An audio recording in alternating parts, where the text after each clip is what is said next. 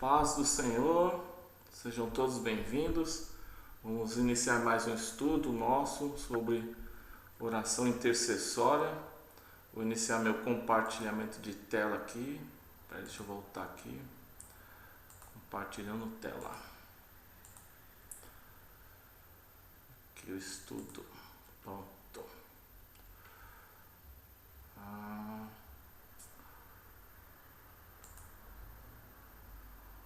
Maravilha.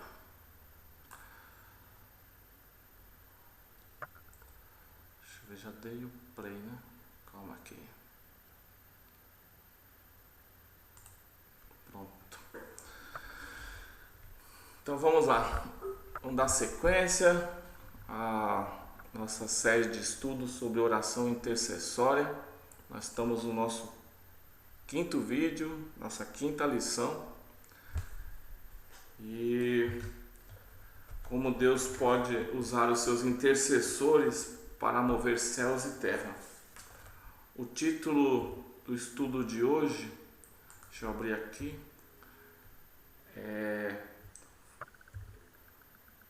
Cheguei em tempo. Chegou em tempo, só. Bem no comecinho. Seja bem-vindo, só. Vamos fechar o microfone, daqui a pouco a gente conversa. Obrigado, gente. Beleza. Tchau. Continuar aqui. Então, o título do estudo de hoje é Face a Face.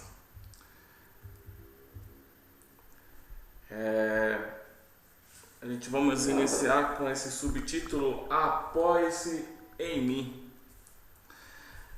Teve uma vez que o Charlie Brown ele estava arremessando a bola, né?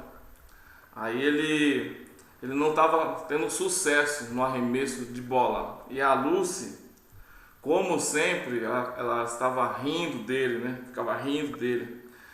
Aí teve uma hora que ele não aguentou mais, não conseguiu mais aguentar a vergonha que ele estava passando. Aí ele fez aquela cara aquela expressão, né, de irritação que só o Charlie Brown sabia fazer, né?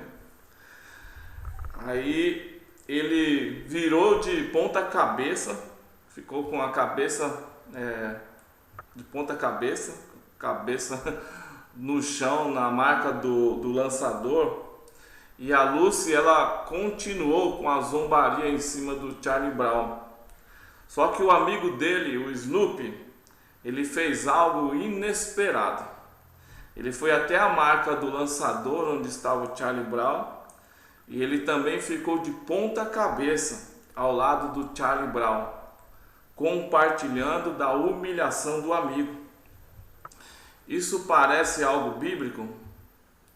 A Bíblia nos ensina: chorem com os que choram, Romanos 12:15, e levem os fardos uns dos outros, Gálatas capítulo 6, versículo 12. Isso implica em se colocar de cabeça para baixo, né? De ponta cabeça, junto com compartilhando a dor uns dos outros. Mas isso não contém o sentido pleno desses versículos aqui. Nós não devemos meramente levar os fardos pesados de outras pessoas, de nossos irmãos, de nossas irmãs em Cristo. Nós temos que levar esses fardos embora. E existe aí uma grande diferença. Uma significa compartilhar uma carga e a outra implica em remover a carga. E de fato, tem duas palavras que são usadas para suportar no Novo Testamento. Uma poderia ser explicada como uma necessidade, né, de ajudar um irmão em tempo de necessidade, né? A outra tem um sentido totalmente oposto.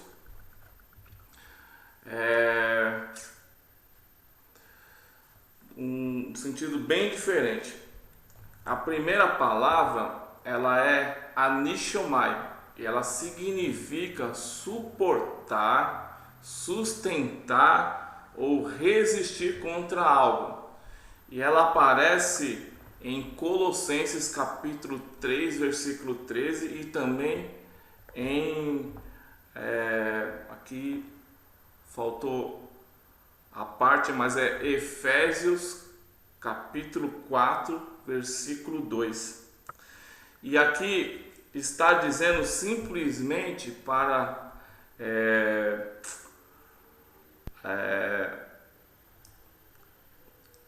não está dizendo simplesmente, não está dizendo simplesmente para aturar o outro. Não é algo no sentido de simplesmente aturar a outra pessoa.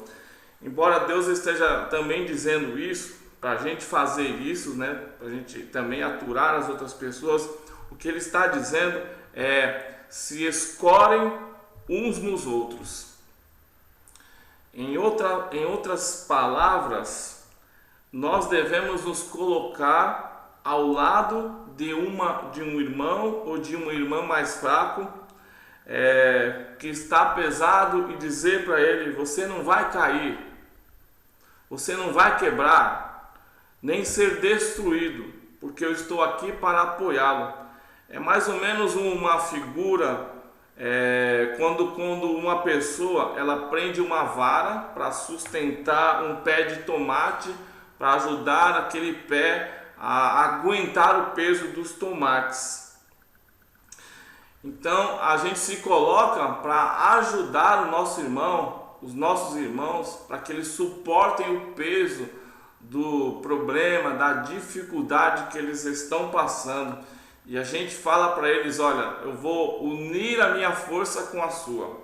Enquanto eu estiver aqui, enquanto eu tiver forças para suportar isso com você, você também não vai cair. E essa é uma imagem do corpo de Cristo, né? Um ajudando o outro. E tem uma história de um negro que o nome dele era Jake Robinson. Ele foi o primeiro negro a jogar na liga principal de beisebol nos Estados Unidos.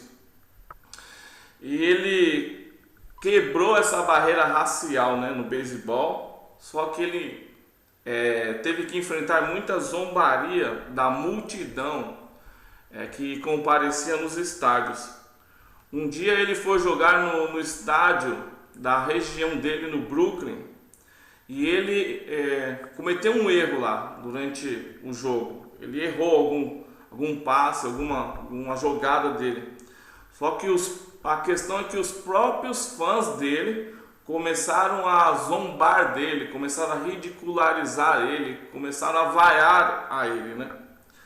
Aí, enquanto a multidão vaiava ele, um outro jogador, o nome dele era Pee-wee, ele veio, se colocou do lado do Jake Robinson e ele colocou os braços no ombro do amigo, né? Aí ele, com os braços no ombro do amigo, ele ficou encarando a multidão e a multidão se calou. Eles ficaram em silêncio, com aquele outro jogador defendendo o amigo. Aí mais tarde o Jake Robinson, ele disse que aquela atitude, aquele abraço foi o que salvou a carreira dele, que se não fosse aquilo ele teria desistido. Às vezes nós podemos dizer que as pessoas, muitas vezes que não são cristãs, pessoas do mundo, elas têm atitudes de acordo com a Bíblia, ou mais de acordo com a Bíblia do que nós mesmos.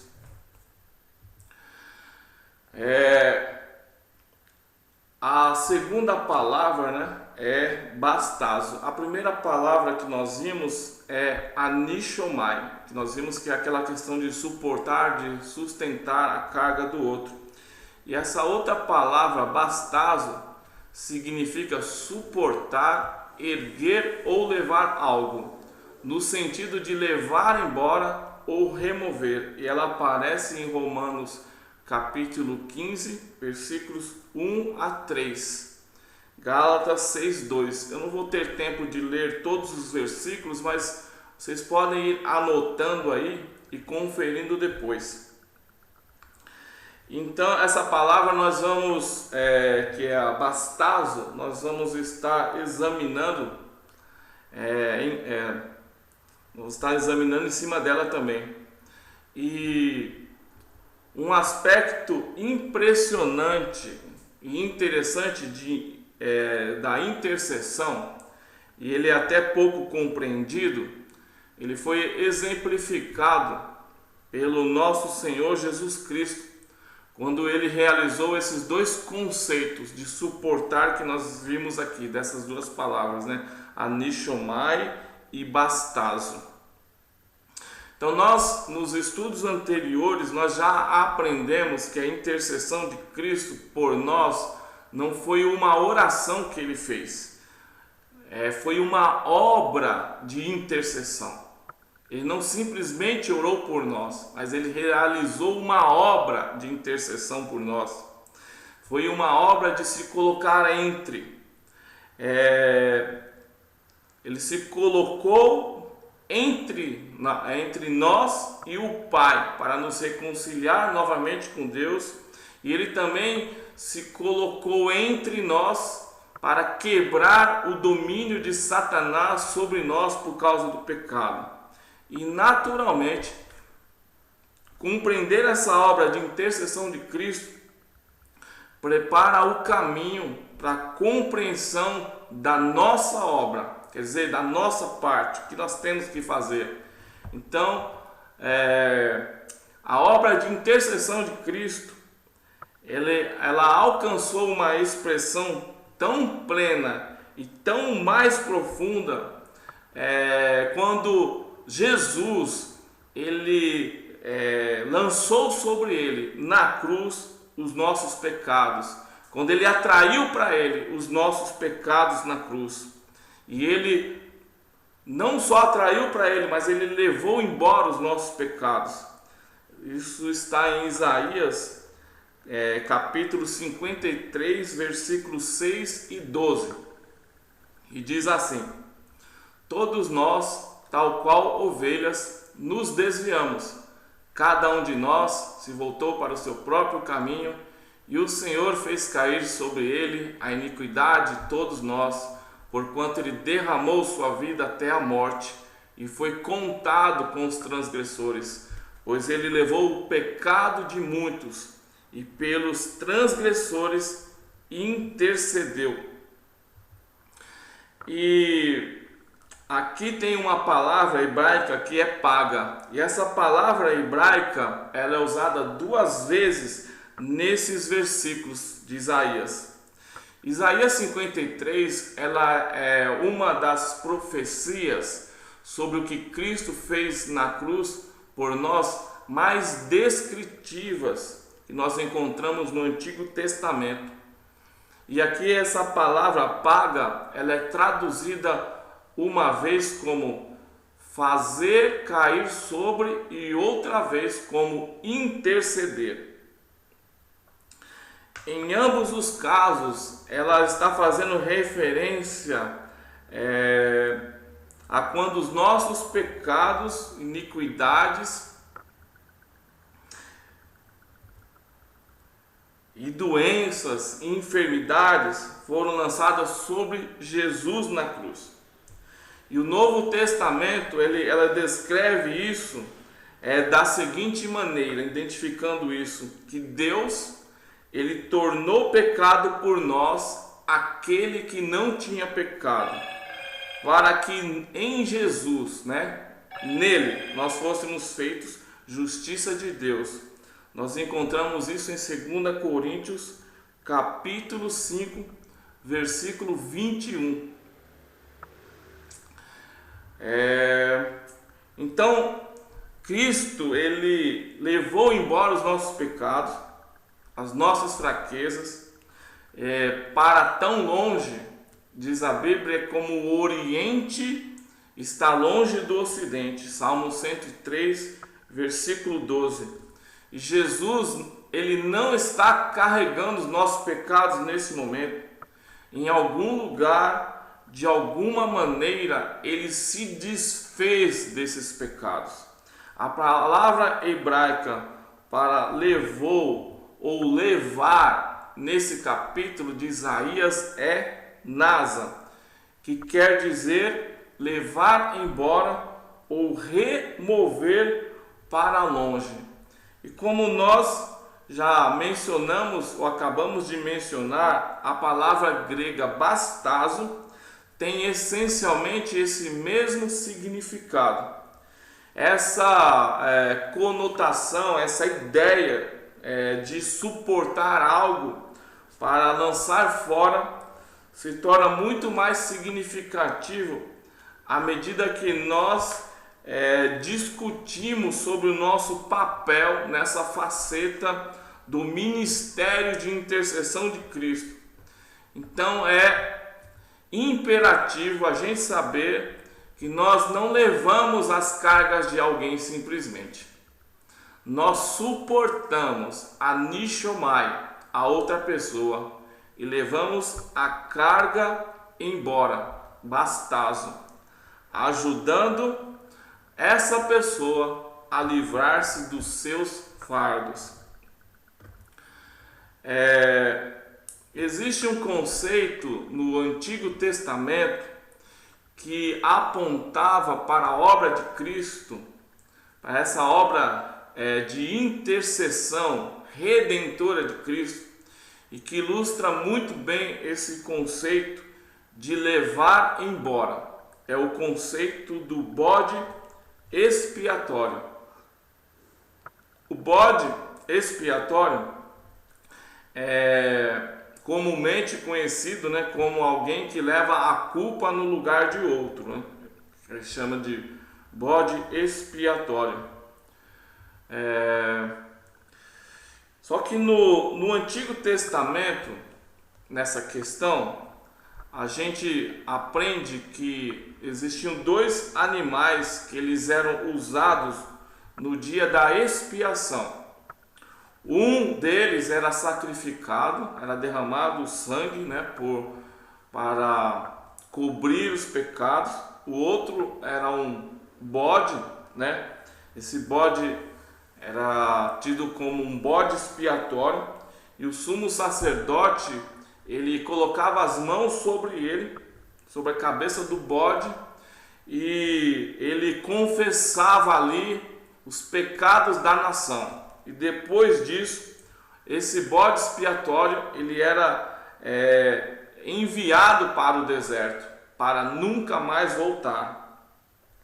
Então essa situação do bode expiatório, dos dois animais, tanto o que era sacrificado quanto o outro que levava embora para fora, para o deserto, para nunca mais voltar os pecados, simbolizava ou apontava para a obra de Cristo na cruz, que foi sacrificado por causa dos nossos pecados, e levou embora os nossos pecados na cruz, levou toda a nossa maldição na cruz.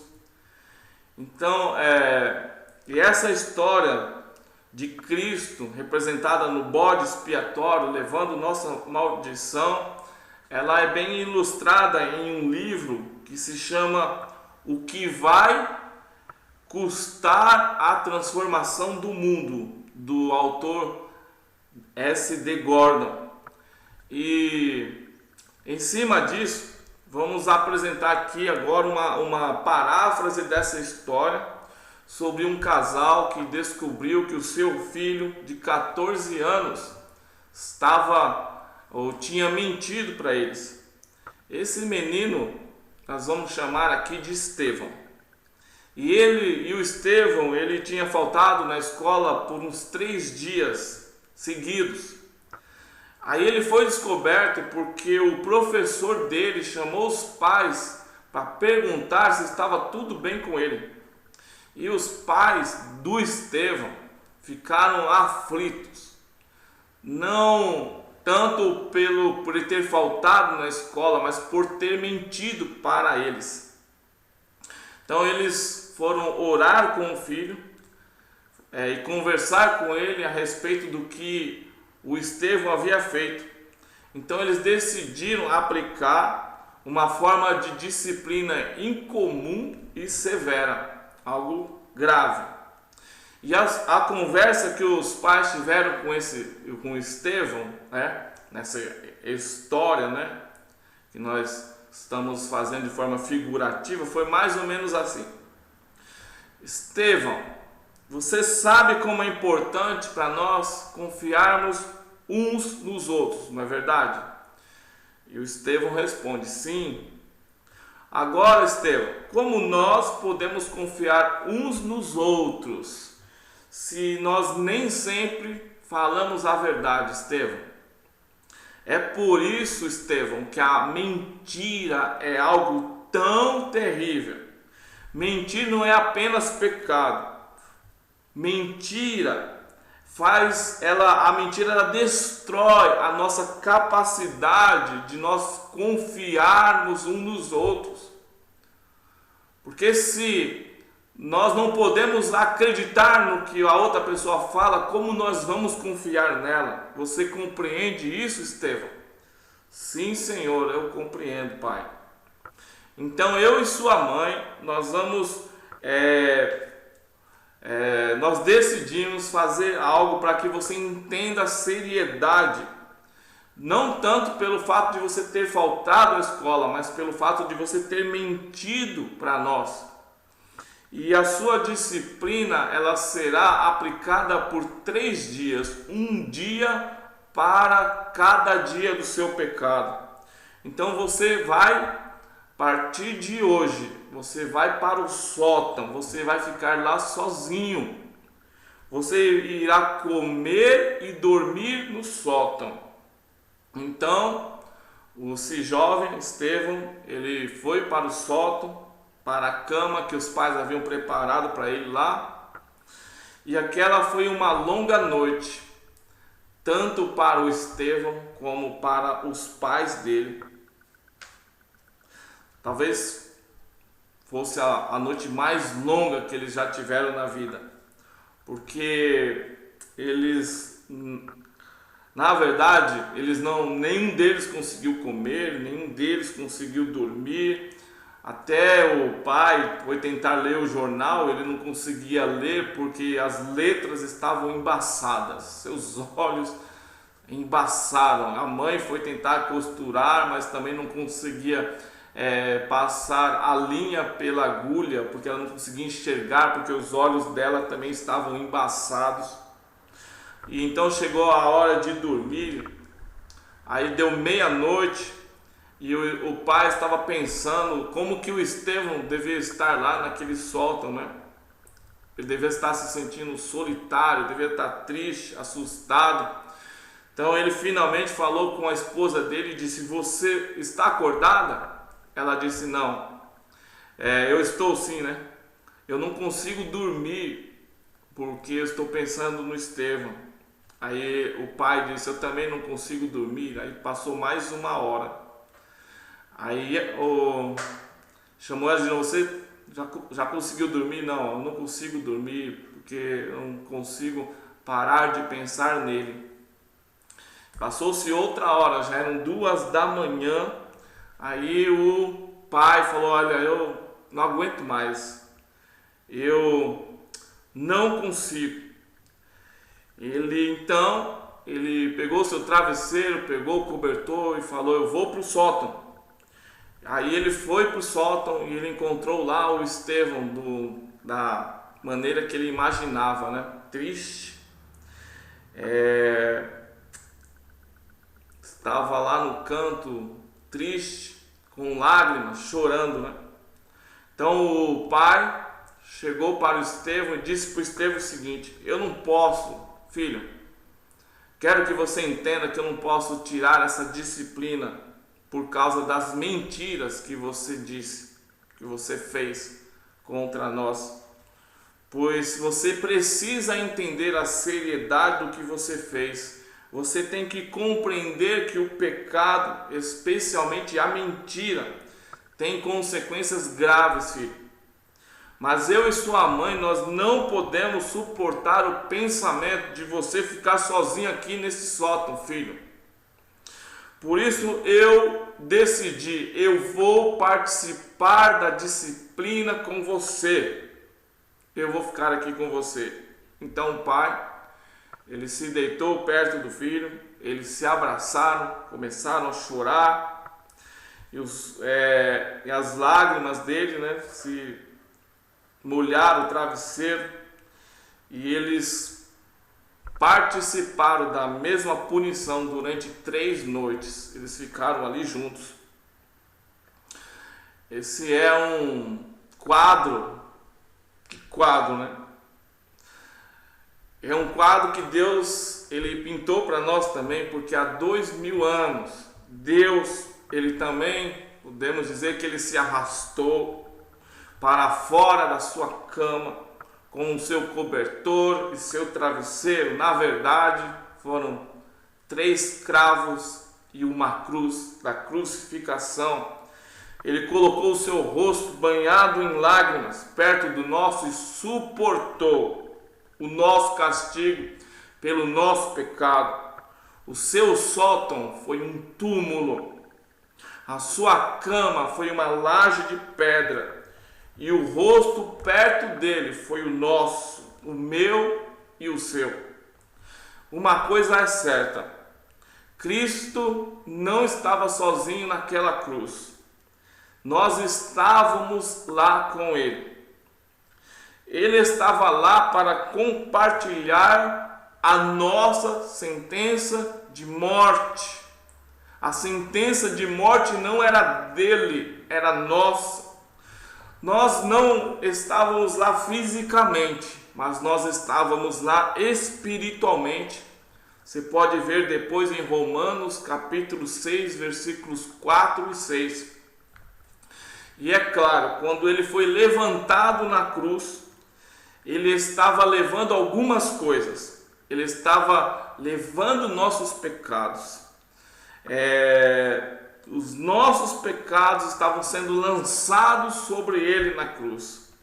E ele não só recebeu os nossos pecados, como ele os levou embora, os afastou de nós. Contudo, ele não concluiu o trabalho dele completamente.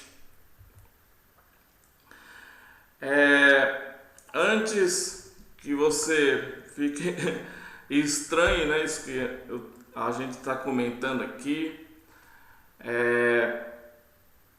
isso de ele não ter completado o trabalho dele, você pode conferir em Colossenses capítulo 1, versículo 24, que diz assim: agora me alegro em meus sofrimentos por vocês e completo no meu corpo o que resta das aflições de Cristo, em favor de seu corpo, que é a igreja. Então, o que poderia estar faltando das aflições de Cristo? A nossa parte. De fato, a Bíblia é ampliada, ela acrescenta essas palavras: em minha própria pessoa, eu estou suprindo tudo que estiver faltando e que permanece a ser completado. Esse permanece a ser completado é a nossa parte das aflições de Cristo, por causa de seu corpo, que é a igreja. Então, naturalmente, que a nossa parte não é exatamente a mesma que a parte de Jesus. Carregar os nossos pecados, a culpa e a maldição dos outros. Jesus, porém, ele tendo oferecido para sempre um único sacrifício pelos pecados, Hebreus 10, versículo 12, ele tomou os pecados do mundo sobre si mesmo. Contudo, ainda devemos participar e preencher o que resta das aflições de Cristo. E isso que está faltando é exatamente o propósito desses estudos que estamos fazendo aqui. É o que nós temos estudado até aqui, o que nós ainda vamos estudar daqui para frente. Não é apenas o tema de hoje, mas é todo o tema que nós já estudamos e ainda vamos estudar em cima desse assunto de oração intercessória. É o reapresentar, que nós já falamos, é o mediar, é o colocar-se entre, é o distribuir e o executar, que é a nossa parte. Então nós vamos dar uma olhada no que consiste a nossa parte nesse aspecto de suportar da obra de intercessão de Cristo. Nós já mencionamos que o aspecto de apoiar em Colossenses 3,13 e em Efésios 4,2. E agora nós vamos examinar um outro aspecto que está em Romanos capítulo 15, de 1 a 3 e Gálatas 6, 2. Então depois nós vamos ver como esses dois aspectos eles cooperam na nossa obra de intercessão. Romanos capítulo 15, versículos de 1 a 3 diz assim: Nós que somos fortes, devemos suportar as fraquezas dos fracos e não agradar a nós mesmos. Cada um de nós deve agradar ao seu próximo para o bem dele, pois também Cristo não agradou a si mesmo. Mas, como está escrito, os insultos daqueles que te insultam caíram sobre mim. E em Gálatas, capítulo 6, versículo 2: Levem os fardos pesados uns dos outros e assim cumpram a lei de Cristo.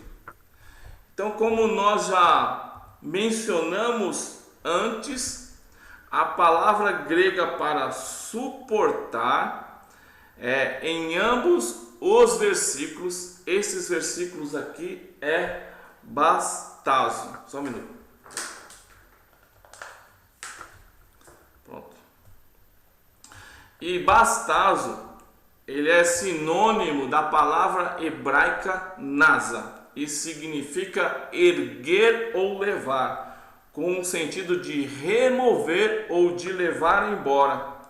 Então, ao implementar o ministério sacerdotal de intercessão de Cristo, nós não devemos simplesmente carregar o fardo pelos outros, mas também nós devemos levá-los embora dos outros, exatamente como Jesus fez. Nós não devemos simplesmente carregar, mas nós devemos também levar embora o fardo dos outros. Mas que fique bem claro que nós não devemos refazer o que Jesus fez. Não tem como, né? O que Cristo fez, era Ele que tinha que fazer. O que nós temos que fazer, a nossa parte, é reapresentar o que Ele fez. E há uma grande diferença nisso. Ele fez e nós reapresentamos para as pessoas o que Ele fez. Ele já decretou a vitória. Nós levamos essa vitória para que as pessoas possam experimentar essa vitória que Ele já fez, que Ele já conquistou por nós. Então nós devemos reapresentá-lo. Nós devemos estender essa obra do que Ele fez, que Ele sofreu, que Ele levou as nossas enfermidades, doenças, pecados, todas as nossas mazelas, injúrias, toda a nossa rejeição. Tudo isso foi lançado sobre Ele, que é paga no grego. Então Ele é o bálsamo de Gileade, conforme Jeremias 8:22, mas somos nós que aplicamos essa pomada que cura naqueles que precisam de cura. Ele é a fonte da vida, conforme Jeremias capítulo 2, versículo 13, e Jeremias 17, 13. Mas nós somos os despenseiros dessa água da vida, água viva e água da vida também. Ele é a vara do pastor que consola, que conforta. A vara é dele, conforme Salmos 23, 2. Mas ele nos deu o privilégio de estender essa vara para consolar as pessoas também. Então ele não apenas suportou as nossas fraquezas, mas ele também se compadece das nossas fraquezas, conforme Hebreus 4:15, que fala que nós não temos um sumo sacerdote que não possa se compadecer de nós, mas um que como nós sofreu. Ele sofreu aqui na carne, ele se fez carne, participou da fraqueza humana para poder se compadecer também das nossas fraquezas. E ele deseja nos tocar em nós com essa mesma compaixão, para que nós também possamos suportar as fraquezas uns dos outros. Então pense nisso. O grande médico, o médico dos médicos, ele cura através de nós. O grande sacerdote, ele ministra através de nós. O Deus que é amor, o grande amor, ele ama através de nós. Então ele inaugurou a nova aliança com o seu sangue, conforme Hebreus 12, 24. Mas em relação à nossa parte, ele fez de nós ministros de um novo testamento, conforme 2 Coríntios capítulo 3, versículo 6. E testamento é a palavra que a Bíblia usa para aliança. Então Jesus, ele nos fez ministros hábeis, capazes. E se eu entendo corretamente essa palavra, ministros administram algo. E o que nós administramos? O que Deus nos deu na mão para nós administrarmos as bênçãos e as provisões da sua aliança, dessa nova aliança. E quem assegura esses benefícios? Jesus. Ele nos dá para nós administrarmos, para nós distribuirmos, mas é Ele que garante isso. Então esse versículo, na verdade, é uma outra maneira de dizer que nós temos sido constituídos distribuidores, capazes e capacitados do que Cristo já conquistou por nós na cruz. Ele distribui. Não, ele é quem produz, nós é quem distribuímos. Aleluia, glória a Deus. E essa bênção, ela é ministrada nas nossas vidas através das pessoas que vêm em nosso auxílio, em meu auxílio, em seu auxílio. E aqui o autor, ele conta que esse versículo, ele se tornou vivo para ele, quando o amigo dele, o nome do amigo dele é Mike Anderson, e esse amigo fez a seguinte declaração: às vezes a aliança do Senhor é ministrada a você através das pessoas que vêm no seu auxílio. Aí ele conta uma história que naquela época o amigo dele, o Mike, a esposa dele, eles estavam trabalhando como missionários na Jamaica. E essa declaração ele fez logo depois de uma grande luta que eles passaram por causa do filho deles, que estava entre a vida e a morte. E o filho deles era uma criança que estava com idade entre 2 e 3 anos. E lá na Jamaica ele havia contraído uma doença, uma enfermidade grave.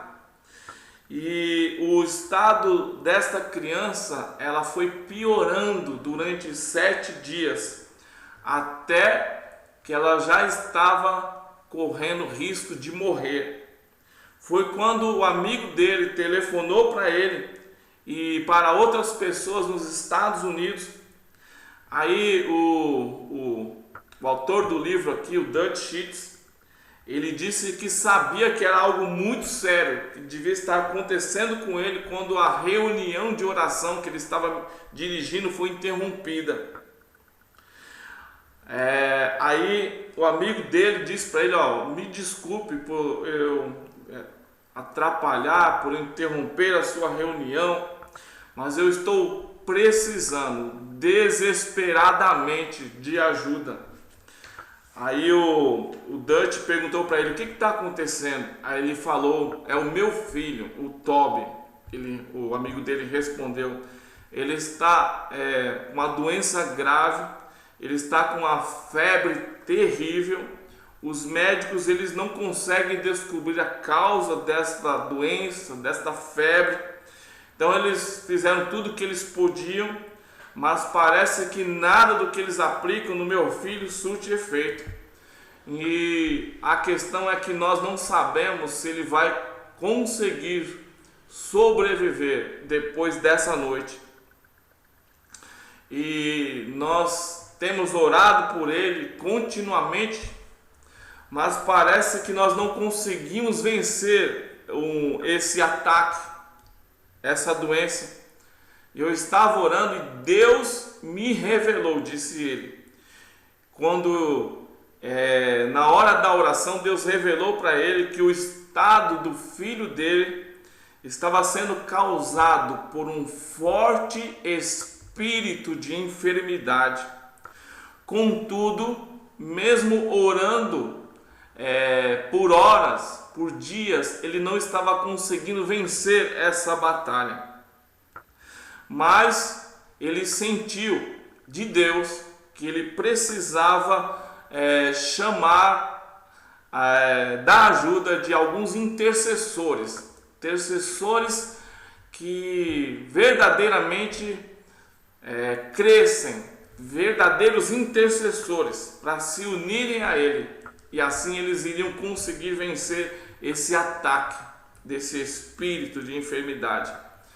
Então a questão aqui, que fica bem claro aqui, é que esse missionário, sua esposa, eles eram crentes firmes no Senhor, eram pessoas de oração, eram pessoas de fé, pessoas que compreendem, que entendem o conceito de autoridade. Eles não estavam em pecado, mas aí então alguém pode pensar assim, ou alguém poderia perguntar: por que eles não conseguiram romper o cerco e obter a vitória em oração sozinhos? Nós não temos resposta para isso, Não podemos dizer que há uma resposta para isso. Mas o que podemos entender aqui, o que o autor também conseguiu entender, é que Deus queria ensinar para eles, assim como eu acredito que Ele quer ensinar para nós através dessa história, que sobre esse princípio que nós estamos estudando aqui. E então eles começaram a orar, começaram a interceder pela vida desta criança, e não só eles que estavam nessa reunião de oração, mas outras pessoas que o amigo dele ligou para outras pessoas no país, E eles pediram a Deus que Deus viesse ao encontro, como nós estudamos aqui, paga daquela criança. E eles oraram dessa maneira: Pai, nos permita assumir nosso ministério sacerdotal como intercessores, paga, para executarmos a vitória de Jesus nessa situação, reapresentando ou administrando as bênçãos da nova aliança Lança o fardo do Tobi sobre nós, Senhor, e permita-nos, juntamente com Cristo, que sejamos tocados pelo sentimento dessa enfermidade, Senhor. Lança sobre nós esse fardo, Senhor, para que possamos levá-lo embora. Nasa, Bastazo. Pai, nós pedimos isso em nome de Jesus, baseado no que Ele é e no que Ele fez. Então, eles amarraram o poder de Satanás sobre a vida daquela criança no nome de Jesus. E é claro, porque era a vitória de Jesus que eles estavam administrando. Então ele diz aqui como que eles rosnaram a unção da ursa, né? Se você quem não sabe disso, nós falamos disso no estudo anterior, no vídeo anterior, vocês podem ver depois, quem não viu. Mas de fato eles não fizeram isso de fato, mas eles se alegraram e desfrutaram desse simbolismo. Além disso, eles acreditam que realmente deve ter havido um rosnado no espírito. Talvez, na verdade, um rugido seja o mais correto, porque o leão da tribo de Judá, ele rugiu através deles. Ele ruge de Sião, como você sabe. Veja Joel, capítulo 3, versículo 16, Amós, capítulo 1, versículo 2.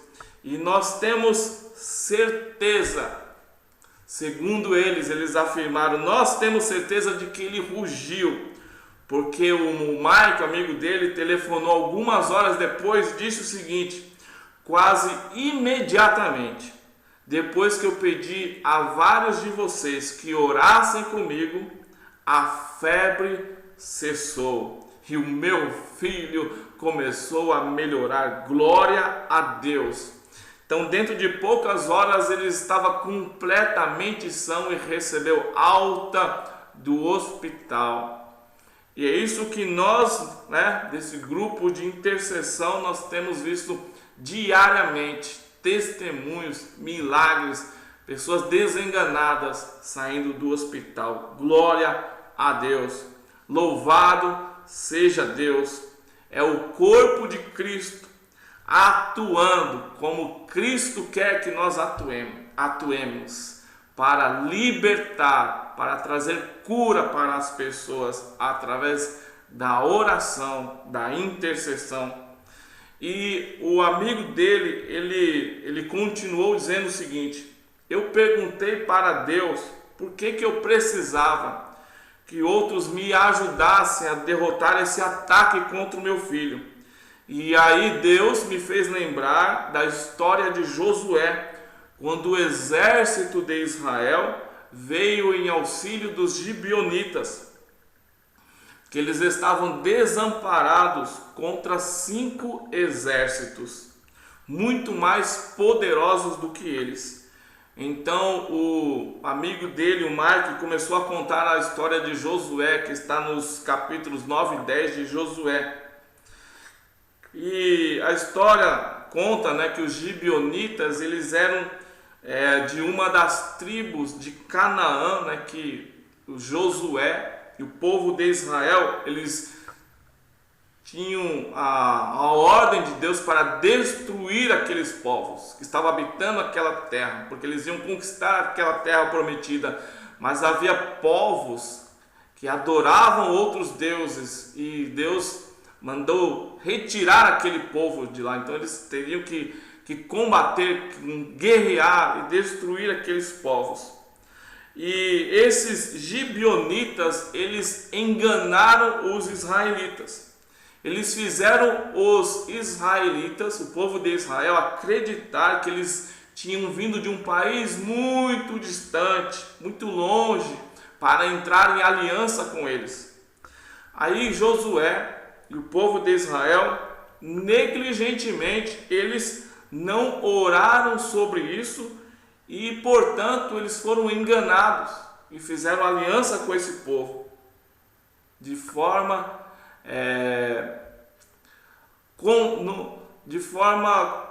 que não era da vontade de Deus, porque Deus tinha ordenado para que aqueles povos fossem destruídos e eles, de uma forma ardilosa, falaram que eram de um lugar distante e fizeram com que eles fizessem aliança com eles. Aí vamos fazer um parênteses aqui. Você por acaso já esqueceu de orar sobre alguma decisão, algo importante que você deveria fazer e depois você sofreu as consequências disso? Você teve problemas por causa disso, porque não consultou a Deus antes? Isso fica para meditação. Mas a questão é que, mesmo tendo surgido de um engano, essa aliança que os gibeonitas fizeram com o povo de Israel era válida. E Israel passou a ser aliado de Gibeon. E em decorrência disso, alguns dias depois, quando 5 exércitos marcharam contra Gibeon, eles chamaram Josué, chamaram o povo de Israel para ajudar a eles, baseados na força da aliança. E embora essa aliança tenha sido concebida em engano, Josué e seu exército, eles viajaram a noite toda para socorrer os gibeonitas por causa da força da aliança. E essa história inteira, ela é uma incrível demonstração do poder de uma aliança.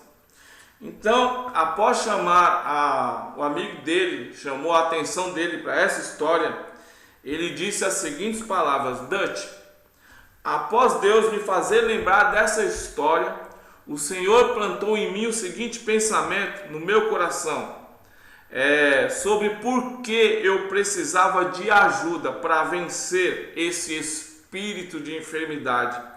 Às vezes, a aliança do Senhor é ministrada a você através de outras pessoas que vêm em seu auxílio. Isso não é profundo? O Deus Todo-Poderoso administrando as bênçãos da aliança através de nós. Intercessão é exatamente isso. Paga, ele lança sobre nós a necessidade de alguém. Anishomai, suportamos essa pessoa. Bastazo, levamos embora a fraqueza ou o fardo dessa pessoa. Então, vencendo e pisando o inimigo. Uma outra figura forte dessa ligação entre Cristo e a igreja é exemplificado nessa mesma história de Israel e os gibeonitas. E ela se encontra em Josué, capítulo 10, de 22 a 27. Josué é uma figura, o tipo de Cristo no Antigo Testamento, e Israel é uma figura da igreja. O nome Josué, que na verdade é a mesma palavra grega para o nome Jesus, havia sido mudado para compor essa imagem, porque o nome dele anteriormente, original, era Oséias. Então Josué e o exército de Israel derrotaram esses 5 reis, que foram contra os gibeonitas, 5 reis dos cananeus. E os reis desses exércitos, eles fugiram, e relata a Bíblia que eles se esconderam em uma caverna. E Josué os encontrou. Então, ao os encontrar, Josué ordenou que esses reis fossem trazidos e os fez deitar no chão. E ele estava para desempenhar algo que era um costume bem conhecido da época, que era o de colocar o pé sobre o pescoço ou a cabeça do inimigo para exibir a vitória. Então, várias vezes o exército que era derrotado em batalha, era feito um desfile perante um rei ou esse general vitorioso, enquanto ele exibia a conquista desse exército. E é a isso que Colossenses capítulo 2, versículo 15 está se referindo quando diz que Cristo fala o seguinte: tendo despojado os poderes e as autoridades, fez deles um espetáculo público, triunfando sobre eles na cruz. Só que Josué aqui, ele está para fazer algo bem diferente, algo muito profético. Em vez de colocar o pé no pescoço desses reis, o que ele faz? Ele chama alguns de seus soldados e ele manda que esses soldados coloquem os pés deles sobre o pescoço daqueles reis. E esse é um quadro que exemplifica, que aponta para o que Cristo fez ou faz com nós, a sua igreja. Nós somos o exército do Senhor. E isso podemos dizer que não poderia ser de forma mais literal. Em cumprimento a esse quadro profético, quando Jesus derrotou Satanás, seus principados e potestades, os dominadores deste mundo tenebroso, ele também chamou o seu exército, que somos nós, e disse: coloquem seus pés sobre o pescoço desses inimigos. Então, quando Efésios capítulo 2, versículo 6 diz que Deus nos ressuscitou com Cristo, isso significa que Jesus está dizendo: a vitória não é apenas minha, mas de vocês também. Ele está dizendo para nós: o que eu fiz, vocês devem executar.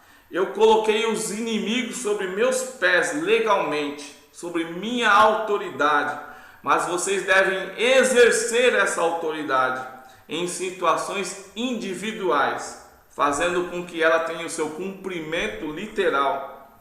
É por isso que Romanos 16 diz: em breve Deus de paz esmagará Satanás debaixo dos pés de vocês. Versículo 20. E Lucas capítulo 10, versículo 19 diz: eu lhes dei autoridade para pisarem sobre serpentes e escorpiões e sobre todo o poder do inimigo, nada lhes fará dano, nada. Então é isso que aconteceu quando aqui o autor descreveu, quando ele ajudou o amigo dele, o Mike, eles executaram e pisaram. Às vezes, um lançar sobre, ele implica também em um pisar em.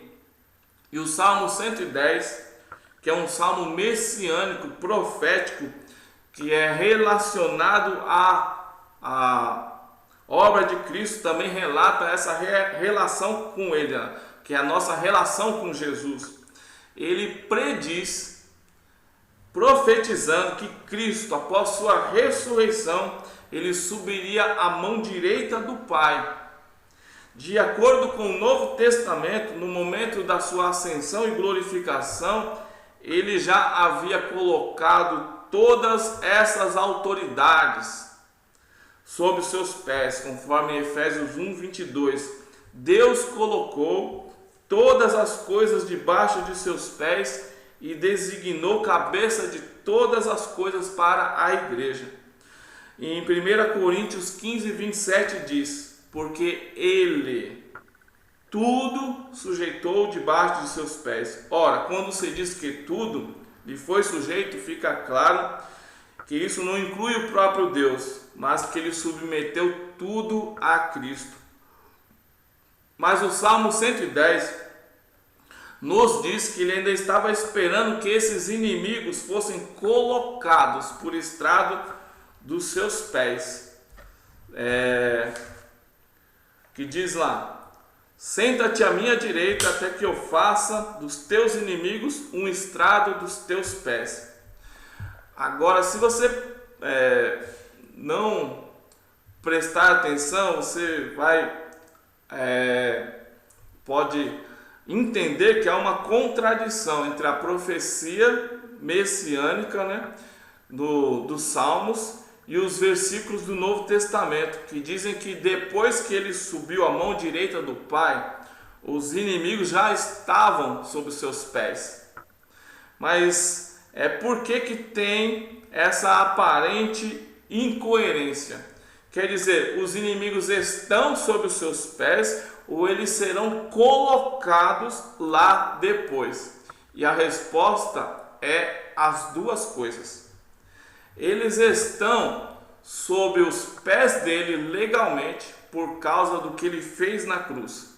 E eles estarão literalmente quando nós fazemos a nossa parte. Os versículos 2 e 3 do Salmo 110 descrevem a nossa parte, que diz assim: o Senhor estenderá o cetro do teu poder desde Sião e dominará sobre os teus inimigos.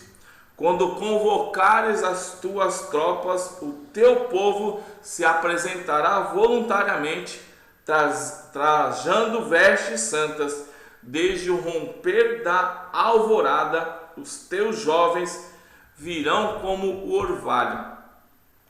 Aqui tem uma palavra que é traduzida por poder, no original é Shail, e ela também é traduzida por exército. Cristo está procurando um exército de pessoas voluntárias que estenda o poderoso cetro de sua autoridade, que domine no meio dos seus inimigos e execute a grande vitória de Jesus. Assim, mais uma vez, ele colocou todas as outras autoridades sobre os seus pés, ou somos nós que colocamos? Mais uma vez, as duas coisas. Ele colocou, nós executamos. Ele conquistou Satanás, o seu reino, nós executamos essa vitória na vida das pessoas. Como já declaramos, um lançar sobre às vezes implica em um pisar em. Em outras palavras, às vezes Cristo ele lança para nós uma missão, um fardo de oração sobre nós, paga, para que possamos levar o fardo embora, nasa, bastazo. Então essa tarefa ela implica guerra. Isso vai ficar mais evidente mais para frente, quando nós, nos próximos estudos, nós abordarmos mais especificamente a questão de batalha espiritual. As palavras aqui usadas para pisar no hebraico darak e pateu no grego, deixa eu ver se está aqui. Está aqui. Diz respeito ao conceito de violência ou de guerra. E a palavra darak, ela veio a ser usada para entesar o arco, quando se atira uma flecha. E essa palavra ainda é usada hoje em Israel para o comando dos militares, carregar armas.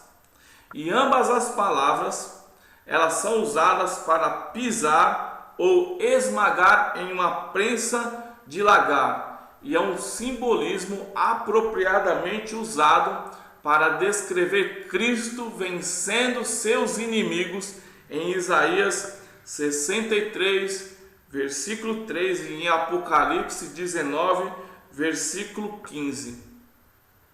O versículo em Apocalipse diz o seguinte: de sua boca sai uma espada afiada, com a qual ferirá as nações, ele as governará com cetro de ferro, ele pisa o lagar do furor da ira do Deus Todo-Poderoso. O interessante é que essas mesmas palavras usadas aqui não são usadas aqui não apenas para descrever Cristo em guerra, mas também para descrever a nossa batalha. Vamos citar aqui uma referência que está em Josué capítulo 1, versículo 3, que Deus disse para Josué: todo lugar que pisar a planta do vosso pé, eu vou-lo tenho dado, como prometi a Moisés. Na tradução Almeida Revista Atualizada. E a palavra pisar, naturalmente aqui é darak. Então Deus não estava dizendo a Israel, na verdade, que todo lugar que eles caminhassem ou andassem seria deles. Porque Deus já, como sabemos, ele já havia delimitado o perímetro da aliança do povo de Israel. O que ele estava dizendo simbolicamente era que todo lugar em que vocês quiserem carregar as armas e tomar, eu darei para vocês. Assim, mais uma vez, perguntamos de novo: Deus estava dando ou eles estavam tomando? Novamente, as duas coisas. E apenas para provar isso, lembre-se de que a geração anterior estava sob a liderança de Moisés. Eles não creram na palavra de Deus, eles tiveram medo, não acreditaram que eles iam conseguir possuir aquela terra. E eles não pegaram das suas armas, darak, e eles não entraram na terra prometida. Então Deus havia prometido que eles iam entrar, mas por causa de eles não crerem na palavra de Deus, eles não entraram. Então uma coisa é você receber uma promessa de Deus, e outra coisa é você tomar posse e crer para tomar posse daquela promessa. Então não pense nem por um momento que isso é diferente para mim e para você hoje. Essas coisas que aconteceram com o povo de Israel, como tipo ou sombra, para nós são, conforme 1 Coríntios capítulo 10, versículos 6 e 11. Então isso que nós vimos na figura do Josué e Jesus, que eles nos deram e eles estão nos dando, não vai acontecer de forma automática conosco.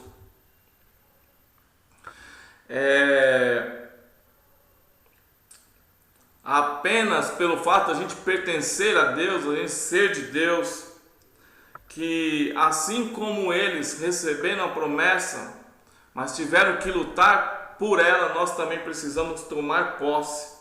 Nós devemos tomar as nossas armas com as quais lutamos, 2 Coríntios 10, 4, e tomar posse. As armas da nossa milícia, em 2 Coríntios 10, 4, ela diz que elas não são carnais, mas são poderosas em Deus para desfazer fortalezas. Então nós precisamos ir para a guerra, tomar posse. Temos que fazer a nossa parte para que isso se torne realidade em nossa vida.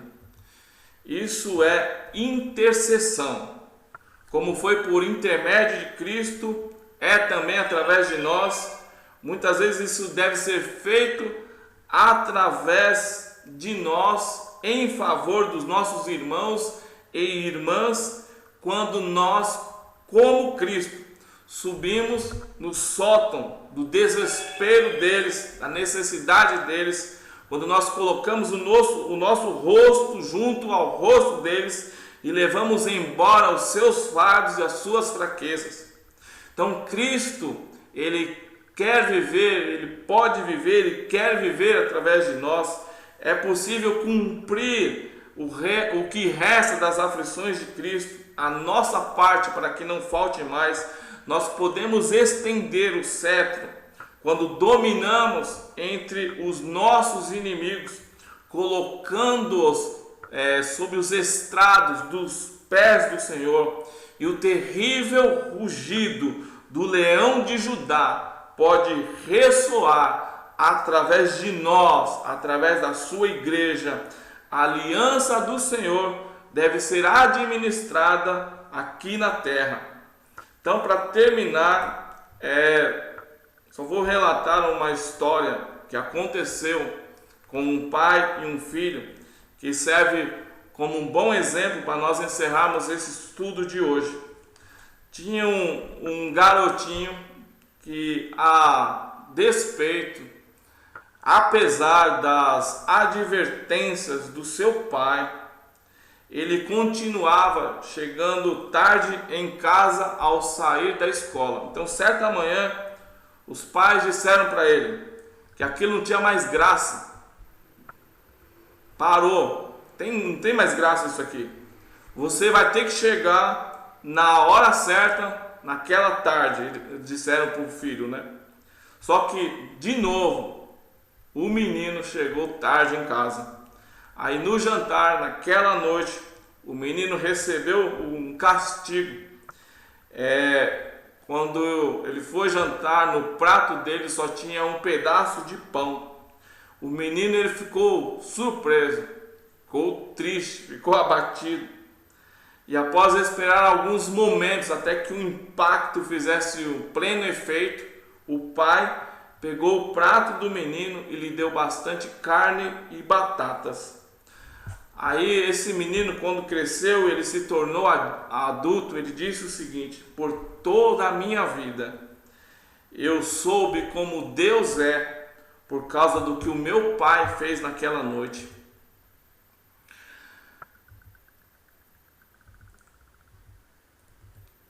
Então, ser como Cristo vai nos custar algo.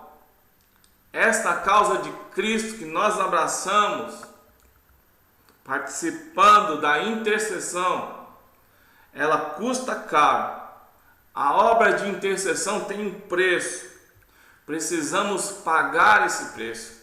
Precisamos abraçar essa causa.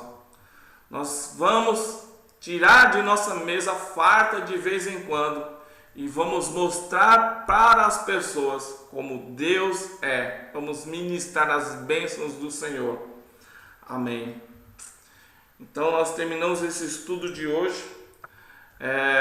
Eu já deixo aqui uma mensagem para que você não perca na próxima semana. O tema que nós estaremos a estudar é não ultrapasse. Então, muito obrigado a todos pela atenção. Deixa eu já fechar aqui.